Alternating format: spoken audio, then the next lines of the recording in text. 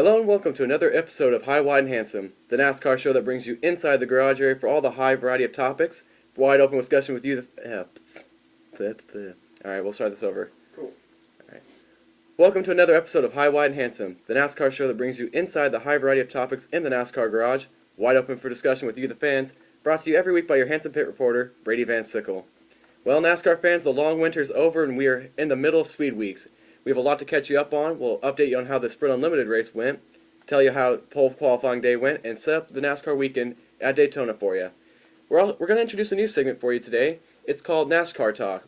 I'm going to sit down with my NASCAR cameraman, Zach Zaboj, and we'll give you our thoughts about how the weekend's events went, kind of update you on what new news stories have transpired over the weekend, and give you our thoughts heading into the next weekend. So, without further ado, we now turn over to the High, Wide, and Handsome Studio Lounge, where I'm sitting down with Zach Zaboj to give you our thoughts about Daytona and the Sprint Unlimited.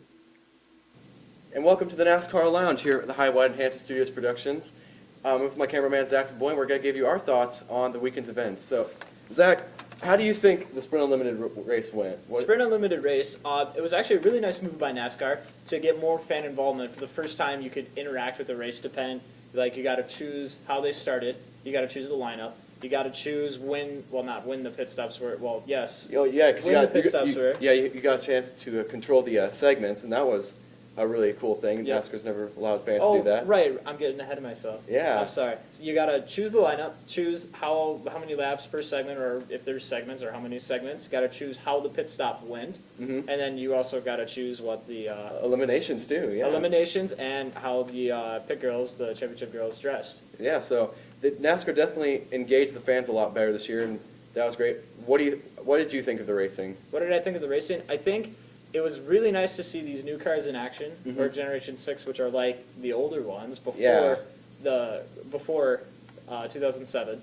Before 2007, which is kind of the racing you and I grew up with, kind of the racing that Jeff Gordon raced with, kind of like what Mark Martin raced with. A lot of these, the newer guys don't really know how this car works, but this is what racing should be like. And it was really nice because talking to the drivers, the way they were describing the cars, I've studied the sport for a while, and I went back and watched old races, like old plate races, and what they're describing, like with the air pockets and how they can't push cars in the corner because they'll spin them out. That's everything about that is the way the plate racing used to be, and that's what fans wanted last year. And we got a little bit of that with the package NASCAR implemented, but this new car has brought racing basically full circle. I mean, you still have all the safety innovations of the COT, but it's a lot better racing, and the cars look fantastic. They do look fantastic. Plus overall, the paint scheme designers, there's a great wealth of new paint schemes this year. The designers did a fantastic job, kind of capitalizing on the new body line. So yes, they did. That was great to look at. And then, so what did you think of pole day? Okay, Sunday pole day qualifying.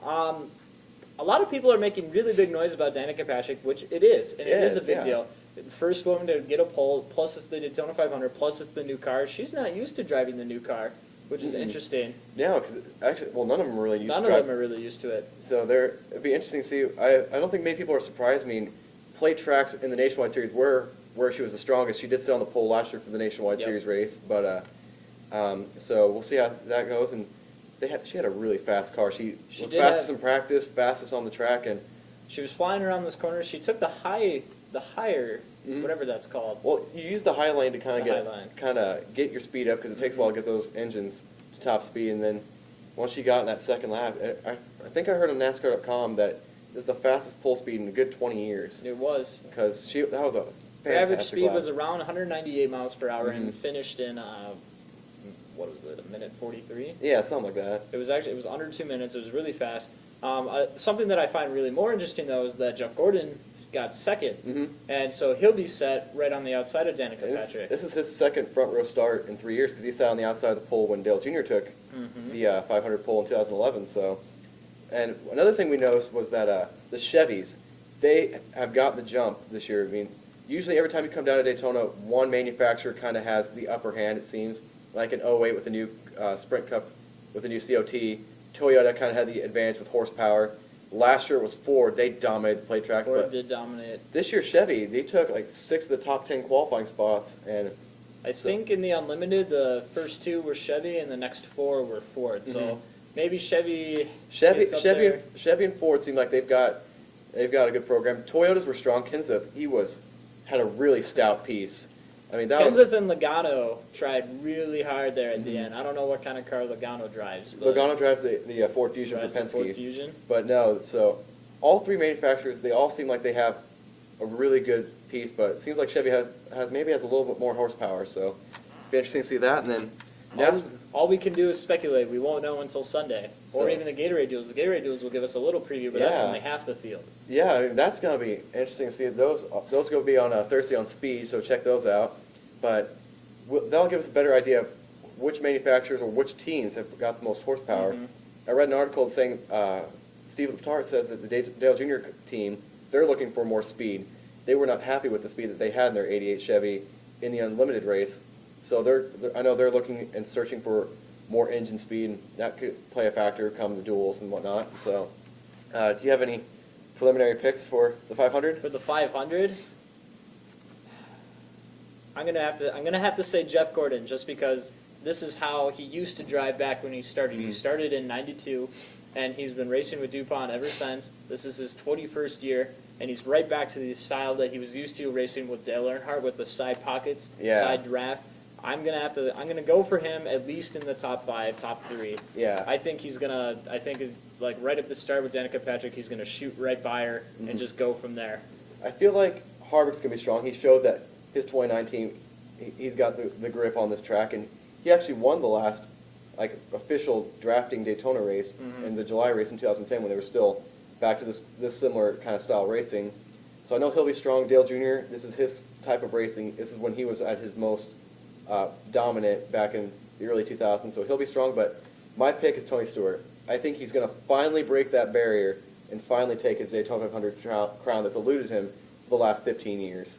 So, It could be his year. Tony Stewart is kind of like an ultimate opportunist. He's Mhm. always hanging back there, right? He's always third place to the first guy, or So, he's always 2 spots back, and he'll surprise you. and he even won the last Daytona race. So, Yeah. Tony Stewart's is gonna be up there. I really feel like it's his year this year. I do feel like he's finally gonna break through and be like a Dale Earnhardt moment, because Stewart is basically Dale Earnhardt when it comes to Daytona for modern racing. He's won everything. He's won multiple IROC races. He's won shootouts. He's won Gatorade races. He's won the July race 3 times. Mm-hmm. Never won the Daytona 500. So I think it's finally going to be his year, but we'll have to see. And, Or Danica Patrick might surprise us. Her luck might keep going. I mean, Trevor Bayne won the race. Trevor Bayne. In his second race, so anything is possible. Heck, Austin Dillon making his debut Dillon. for Richard Childress Racing in the 33, he could be up there racing for the win. So You just never know. But, One, it's NASCAR. 2, it's brand new cars. Exactly. You never know what's going to happen. and so and then Friday night we have the truck race. What's your take on that? Truck races are always interesting, especially when you get them out on these gigantic speedways. Mhm. And even truck races, I mean, you just never know with new trucks. Mm-hmm. You just never know what's going to happen. You never know how things are going to go. But the way it's played out in this opening race, I feel like Toyotas will be at the front of the You think pack. so? Because I think Toyota, I may have to double check on this, but I think Toyotas have taken every race of Daytona since 2007. Really? Yeah, they have absolutely dominated the opening race for the Truck Series, so they'll be tough. Chevys have been really dominant in other series, but they've kind of struggled on the Daytona track in the Truck Series, so they'll be looking, but it's going to be interesting to see who can take that crown, so it'll be nice to watch that. And then we got the Nationwide race.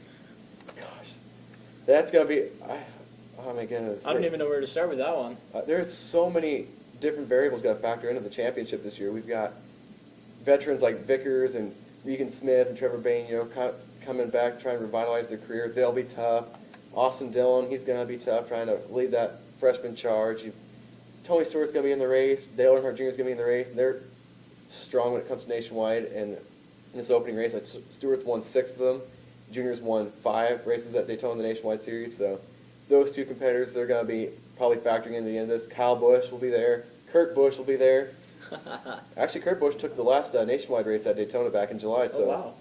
he'll be strong. And there's going to be some really great racing this week, so don't want to miss that. We have the race for the Truck Series Friday night at 6 o'clock on Speed.